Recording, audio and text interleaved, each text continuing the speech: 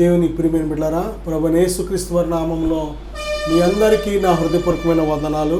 దేవుని బిడ్డలారా, దేవుని యొక్క వాక్యం ఈరోజు ఎవరు ధన్యులు అనే అంశం మీద దేవుని మాటలు మనం ధ్యానం చేయబోతున్నాం. మరి వాక్యం ధ్యానించే ముందుగా చిన్న ప్రార్థన కూడా చేసుకుందాం.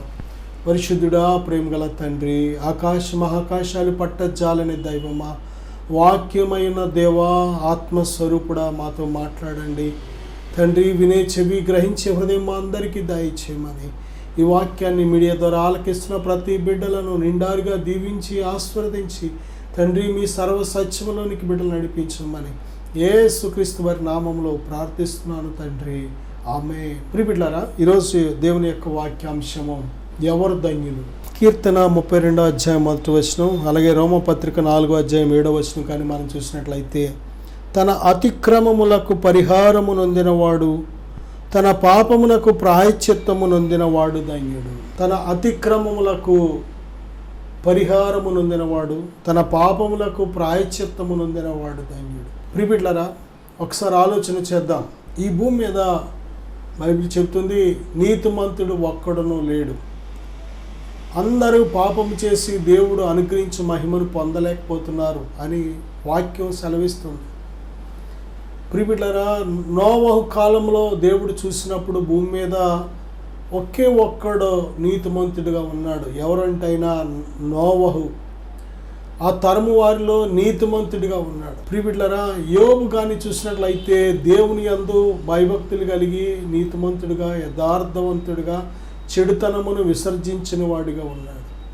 ఈరోజు మనం చూసినట్లయితే భూమి మీద ఎంతమంది దేవునికి భయపడి మనం బ్రతుకుతున్నాం, ఎంతమంది నీతిమంతులుగా ఉన్నాం. దేవుని దృష్టిలో హృదయాన్ని, అంతరంగాన్ని చూసే దేవుని దృష్టిలో ఎన్ని హృదయాలు నీతిగా ఉన్నాయి, ఎన్ని హృదయాలు పరిశుద్ధంగా ఉన్నాయి, ఎన్ని హృదయాలు యథార్థంగా ఉన్నాయి. మనము కేవలం పై రూపాన్ని మాత్రమే చూస్తాం. పైకి మానవుడు ఎటువంటి వాడో కనబడడం, మానవుడిని పై రూపాన్ని చూసి డిసైడ్ చేయడం అది అజ్ఞానమైన పని. దేని బిడ్డారు, ఎందుకంటే అది పూర్తిగా మోసం చేసే పని. ఒకడు మంచివాడిగా ఉండొచ్చు, కానీ లోపల దుర్మార్గం ఉండవచ్చు. ఒకడు దుర్మార్గుడిగా పైకి కనబడవచ్చు, కానీ లోపల మంచివాడిగా ఉండవచ్చు. ఒకడు కఠినుడిగా ఉండవచ్చు, పైకి లోపల ప్రేమ కలిగిన వాడిగా ఉంటాడు. ఒకడు పైకి ప్రేమ కలిగిన వాడిగా ఉంటాడు, కానీ లోపల కఠినుడిగా ఉంటాడు. ఒకరు పైకి ప్రేమ కలిగిన వారిగా ఉంటారు, కానీ లోపల ద్వేషించేవారిగా ఉంటూ ఉంటారు. దేని బిడ్డారు, అందుకే మనిషి ఎప్పుడూ కూడా 2 యాక్షన్లు చేస్తూ ఉంటాడు. పైన ఒక యాక్షను, లోపల ఇంకొక యాక్షన్ ఉంటూ ఉంటుంది. అందుకే చాలామంది ఏదైనా మాట వచ్చినప్పుడు ఏమంటారంటే, ఇంకా నా అసలు రూపాన్ని చూడలేదు, ఇంకా నా అసలు రంగును చూడలేదు, ఇంకా నా గురించి నీకు సరిగ్గా తెలియదు అంటూ ఉంటారు. ఎందుకంటూ ఉంటారంటే, అప్పుడు వరకు పైన జీవించిందంతా ఒక యాక్షన్ అయితే లోపల ఇంకొక యాక్షన్ ఉంది వాడికి.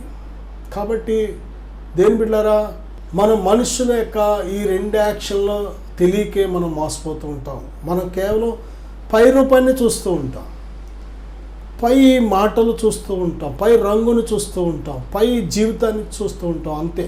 కానీ లోపల అంతరంగంలో ఇంకోటి ఉంటూ ఉంటుంది. అందుకే ప్రభు చెప్తున్నారు కదా, మీరు సున్నము కొట్టిన సమాధులను పోలి ఉన్నారు అని.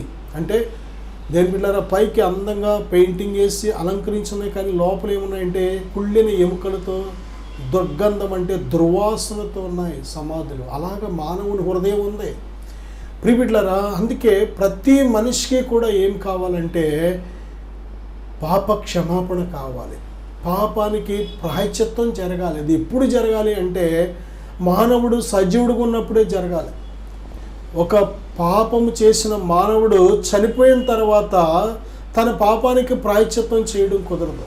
మానవుని రక్షించాలంటే కేవలం బ్రతికున్నప్పుడే మానవుని రక్షణలోకి నడిపించవచ్చు, సర్వసత్యంలోకి నడిపించవచ్చు, అగ్నిగుండం నుండి తప్పించవచ్చు, నరకం నుండి తప్పించవచ్చు. దేని బిడ్డారా, చనిపోయిన ఒక మనిషి బ్రతుకున్న మనిషిని రక్షించలేడు. చనిపోయిన ఒక మనిషి నరకంలో కాలుతున్న వాడిని రక్షించలేడు. లాజరు ఈ శరీరం విడిచిపెట్టేశాడు. పరదేశంలో అబ్రహాము రొమ్మును ఆనుకొని నెమ్మది కలిగి ఉన్నాడు. కానీ తను ఏమాత్రము కూడా పాతాళములో కాలిపోతున్న ధనవంతుని రక్షించే శక్తి సామర్థ్యతలు తనకు లేవు. దేని బిడ్డారా చూడండి, అబ్రహాము కూడా తండ్రి అయిన అబ్రహామా అన్నందుకైనా ఆ మనిషి అబ్రహాము అనే మనిషి ఏమాత్రం కూడా పాతాళంలో ఉన్న ధనవంతుని రక్షించడానికి శక్తి సామర్థ్యతలు లేవు. ప్రియబిడ్డలారా, అలాగే చనిపోయిన ధనవంతుడు, పాతాళములో కాలుతున్న ధనవంతుడు భూమి మీద సజీవులుగా ఉన్న తన సహోదరులను రక్షించుకోవడానికి అవకాశం లేదు. మరి ఎవరిని ఎవరు రక్షించగలరంటే మనలను మనం రక్షించుకోగలం ఎప్పుడూ సజీవులుగా ఉన్నప్పుడే. మన సహోదరులను రక్షించుకోగలం ఎప్పుడూ మనం సజీవులుగా ఉన్నప్పుడే, వారు సజీవులుగా ఉన్నప్పుడే. దేని బిడ్డారా, చాలాసార్లు సమయం అంతా కూడా వృధా అయిపోతూ ఉంటుంది. మనం అన్ని విషయాలు వారితో మాట్లాడతాం, కానీ ఏ విషయాలు మాట్లాడమంటే వారిని రక్షించే రక్షణ సువార్త కోసం మాట్లాడడం. ధన విషయం మాట్లాడతాం, వ్యాపార విషయాలు మాట్లాడతాం, ఉద్యోగ విషయాలు మాట్లాడతాం, లేకపోతే ఆర్థిక వ్యవహారాల కోసం మాట్లాడతాం, రిలేషన్స్ కోసం మాట్లాడతాం, కుటుంబాల యొక్క క్షేమాల కోసం మాట్లాడతాం, వచ్చేవి పోయేవి వాటి కోసం మాట్లాడుతూ ఉంటాం. అన్ని విషయాలు మాట్లాడతాం, కానీ అవసరమైంది ఒక్కటే, అస్సలైంది మాట్లాడవలసిన విషయం ఏమిటంటే వారిని రక్షించే రక్షకుడి కోసం మనం మాట్లాడం. రక్షణ సువార్తను ఒక్క మాట అయినా వారి చెవికి మనం వినిపింప చేయం. ఇదే మనం చేస్తున్న భయంకరమైన పొరపాటు. దేని బిడ్డలారా, ఈ రక్షణ సువార్త ఇది రక్షించే సువార్త, ఇది ఆత్మలను వెలిగించే సువార్త. ఎప్పుడు మనిషి పాప ప్రాయశ్చిత్తం పొందాలి అంటే భూమి మీద సజీవుడిగా ఉన్నప్పుడే. మనందరము పాపము చేసిన వారు. అంతేకాదు, ఆది తల్లిదండ్రులైన ఆదాము అవ్వనే పాపము చేసిన తర్వాతే మనం పుట్టాం. వారు మోసపోక ముందు పుట్టలేదు. శత్రువైన సాతాను వారిని మోసపరచక ముందు మనం పుట్టలేదు. ఎప్పుడు పుట్టామంటే సాతాను చేత మోసపోయిన తర్వాత, సర్ప స్వభావం వారికి వచ్చేసిన తర్వాత, ఆదాము అవ్వ పాపము చేసిన తర్వాత. పాపం అంటే ఆజ్ఞ అతిక్రమం పాపం. తినవద్దు అన్న ఫలాలు తినడమే పాపం. ప్రియబిడ్డలారా, మంచి చెడ్డల తెలివినిచ్చి వృక్ష ఫలాలు తినుము దినమున నిశ్చయముగాను చచ్చెదవు కనుక వాటిని తినవద్దు అని ఖచ్చితంగా దేవుడు చెప్పాడు. కానీ దేవుని ఆజ్ఞను అతిక్రమించాడు మానవుడు. ఆజ్ఞ అతిక్రమే పాపము. ఆ పాపము చేసిన తర్వాత వారి స్వభావం పూర్తిగా మారిపోయిన తర్వాత అప్పుడు వారు పిల్లలను కన్నారు. కాబట్టే వారిలో ఉండే ఆ పాపపు స్వభావం ఈరోజు వరకు కూడా మనుషులందరిలో కూడా వెలుబడి చేస్తుంది. అందుకే ప్రభువైన యేసుక్రీస్తు వారు కానీ, బాప్తిస్మ యోహాను కానీ 2 చోట్ల ఈ మాట మనం చూస్తున్నాం. సర్ప సంతానమా, హృదయము నిండి ఉండి దానిని బట్టి నోరు మాట్లాడును కదా.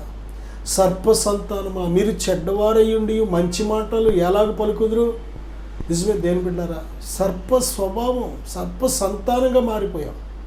అందుకే సర్ప సంతానానికి ప్రభువైన యేసుక్రీస్తునందు విశ్వాసం ఇచ్చిన ఆ యొక్క స్త్రీ సంతానానికి వైరము కలుగజేసేదను అని దేవుడు చెప్పాడు. ఆది కాండంలోనే 3వ అధ్యాయంలోనే మన రక్షకుడైన ప్రభువైన యేసుక్రీస్తు వారిని గురించిన వాగ్దానం అక్కడ ఉంది, ప్రవచనం అక్కడ ఉంది, లేఖనం అక్కడ ఉంది.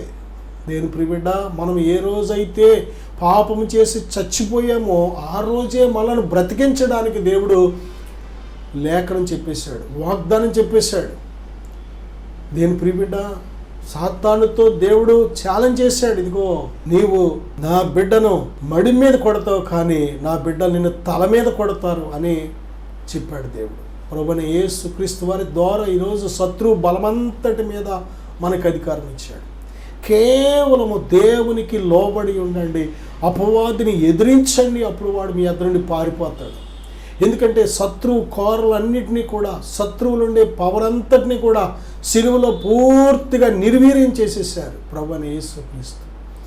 యేసునందు విశ్వాసం ఉంచిన వాడు దేని బిడ్డలారా నూతన సృష్టి.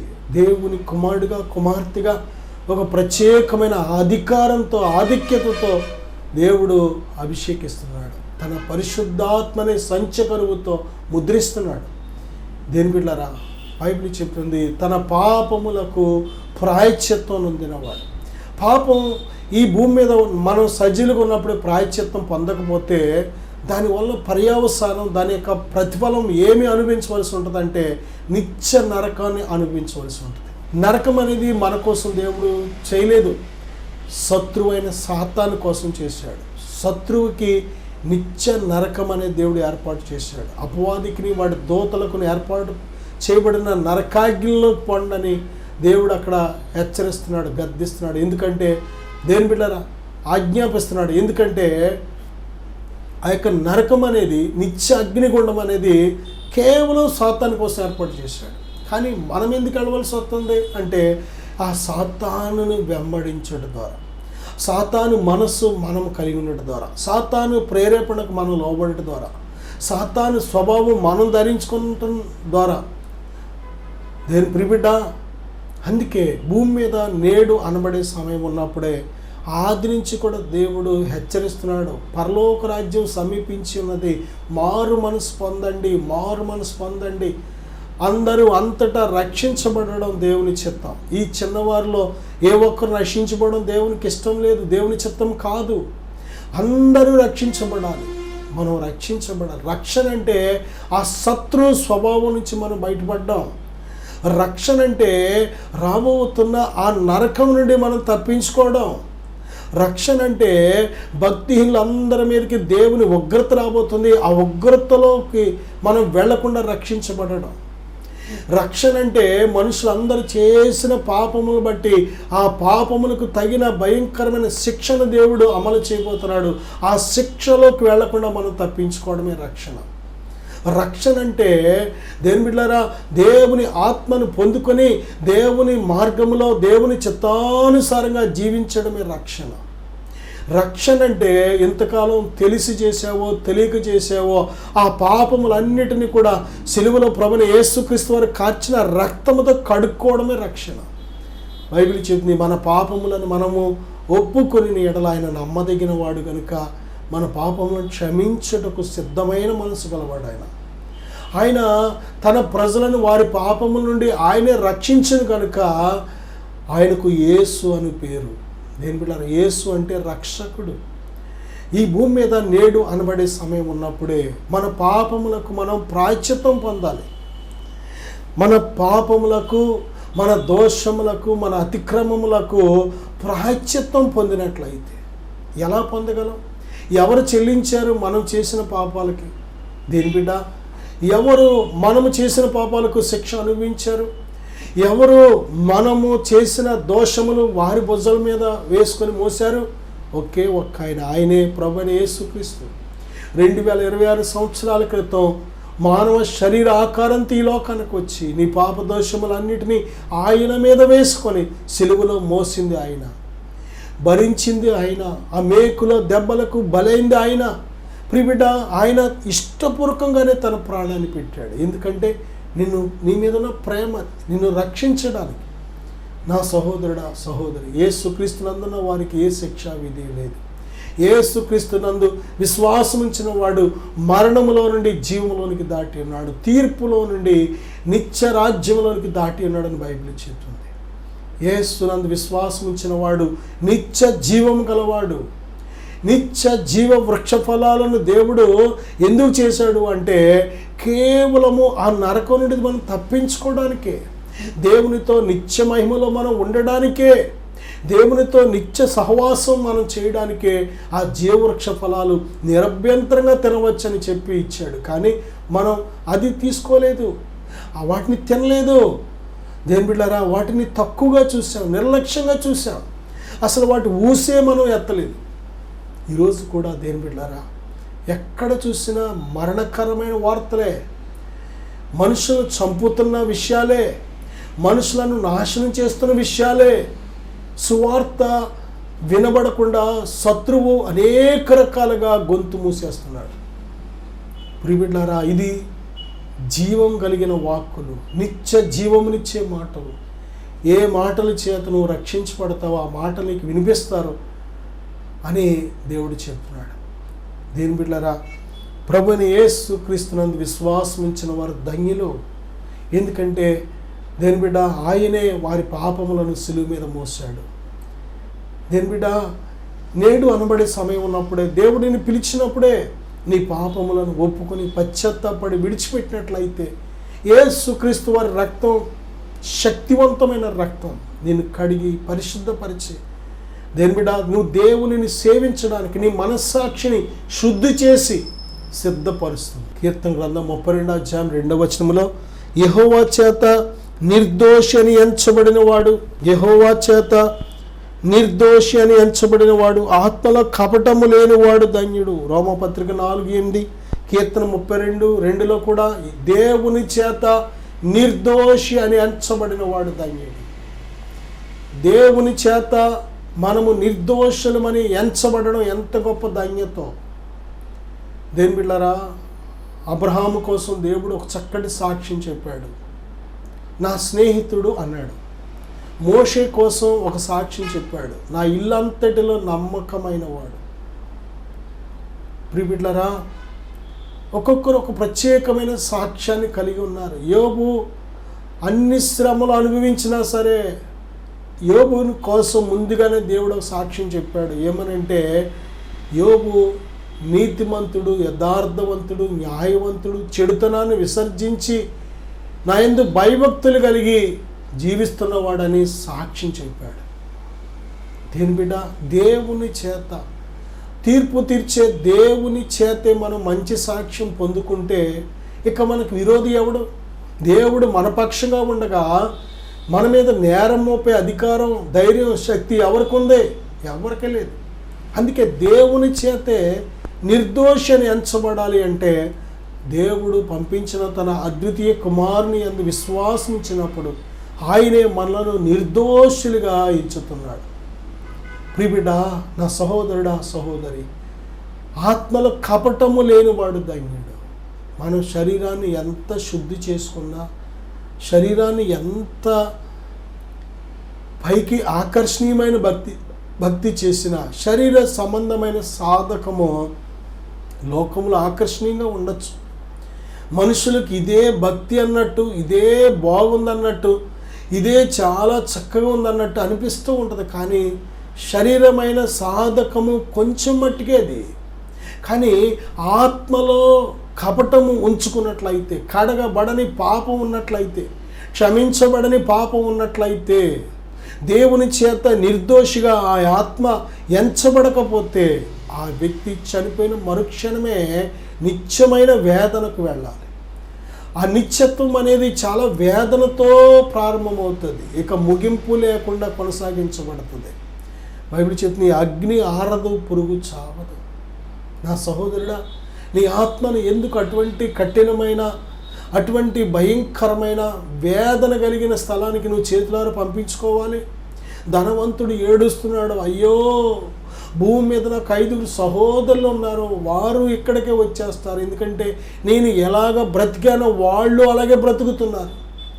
దేని బిడ్డ, నిజమే, భూమి మీద నేడు అనబడే సమయం ఉన్నప్పుడే నిన్ను రక్షించే రక్షకుడు తెలుసుకోకపోతే, నీకోసం ప్రాణం పెట్టిన ఆ ప్రభు ప్రేమను తెలుసుకోకపోతే, నిన్ను రక్షించగలిగే తన పరిశుద్ధాత్మనిచ్చే దేవుణ్ణి తెలుసుకోకపోతే ఎలాగ రక్షణ పొందుతావు?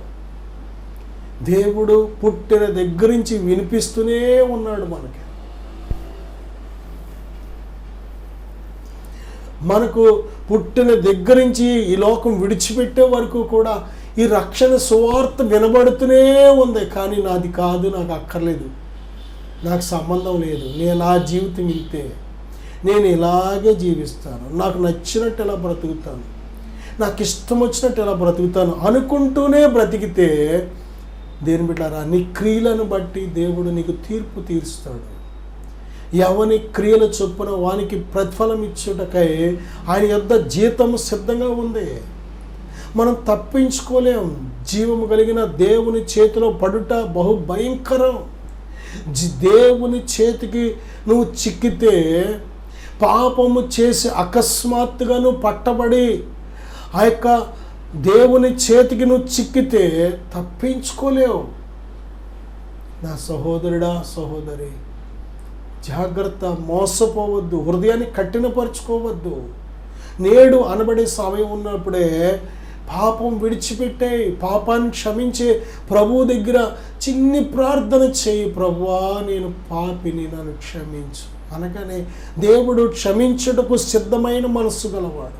నేను శాశ్వతమైన ప్రేమతో ప్రేమిస్తున్నాడు. దేని బిడ్డ, నిజమే, క్షమించే దేవుడు సిద్ధంగా ఉన్నాడు. నేను కడగడానికి ఆయన రక్తం సిద్ధంగా ఉంది. ఆయన తన చేతులతో నేను చాపి ఎదురు చూస్తున్నాడు. నిన్ను హత్తుకుందామని, నేను కౌగలించుకుందామని, నిన్ను ఎత్తుకుందామని తండ్రి సిద్ధంగా ఉన్నాడు. ఇంకా ఎందుకు ఆలస్యం?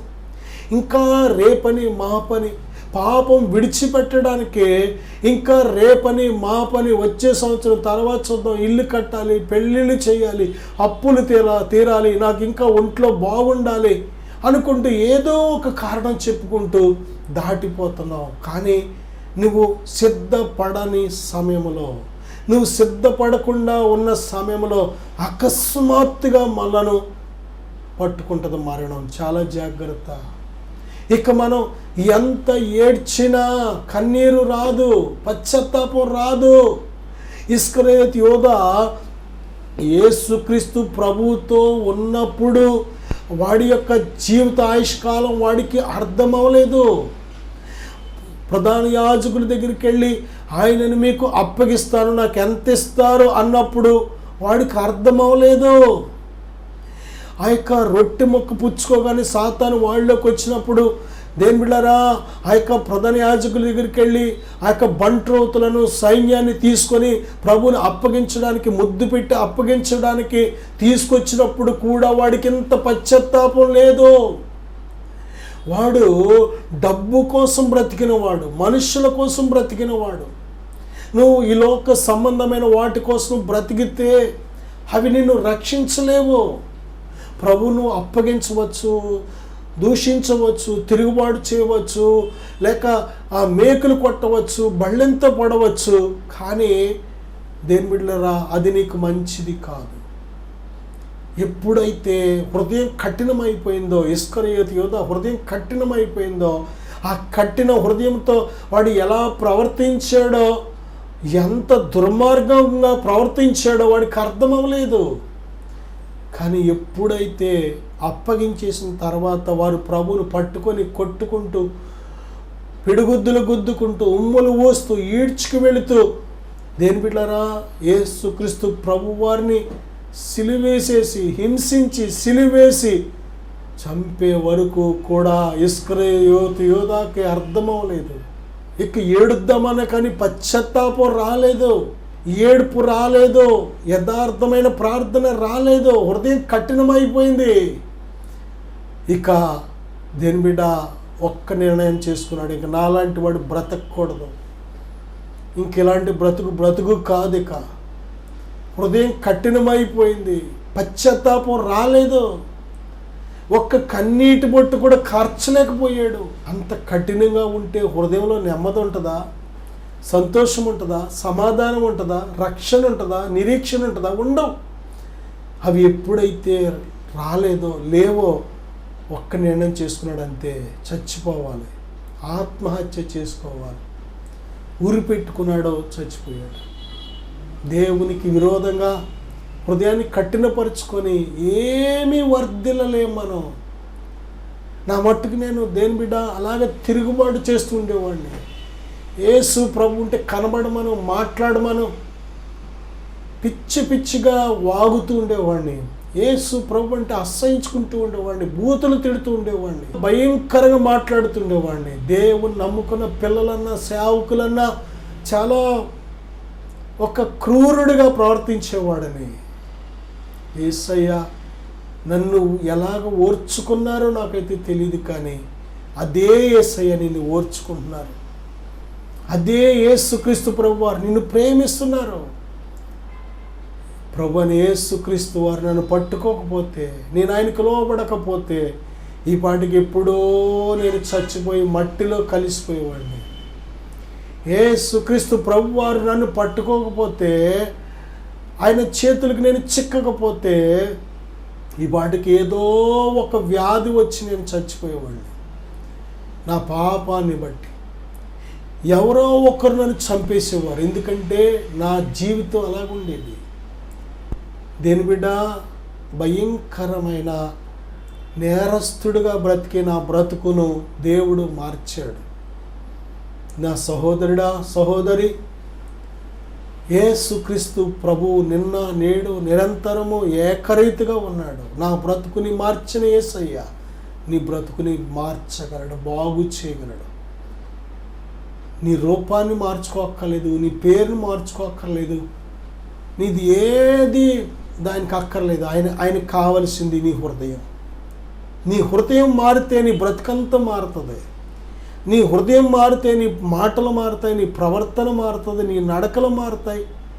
మరి ముఖ్యంగా నువ్వు అనేకులకు దీవెనకరంగా ఉంటావు. ఏ ఒక్కరి చేత ఎందుకు వచ్చింది ఈ బతుకు అనిపించుకో.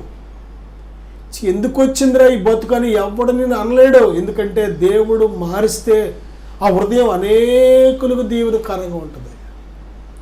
ఒక మంచివాడిని, ఒక మారు మనసు పొందిన వ్యక్తిని ఎవడైనా ద్వేషిస్తున్నాడు అంటే వాడి హృదయం సరైంది కాదు, వాడు లోకస్తుడు. వాడు ప్రభు చెప్తున్నారు కదా, నేను మిమ్మల్ని లోకంలో నుండి ఏర్పరచుకుంటుని కనుకనే లోకం మిమ్మల్ని ద్వేషిస్తుందని ప్రభు చెప్పారు. కాబట్టి దేని బిడ్డ, భయపడద్దు.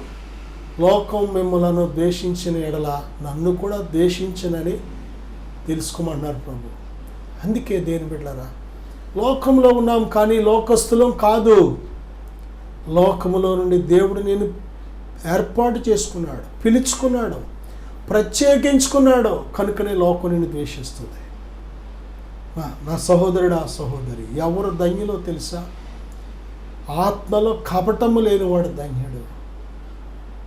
ఆత్మలో కపటము లేనివాడు ధన్యుడు. తన పాపములకు ప్రాయశ్చిత్తం నొందినవాడు, తన అతిక్రమాలకు పరిహారం నొందినవాడు ధన్యుడు.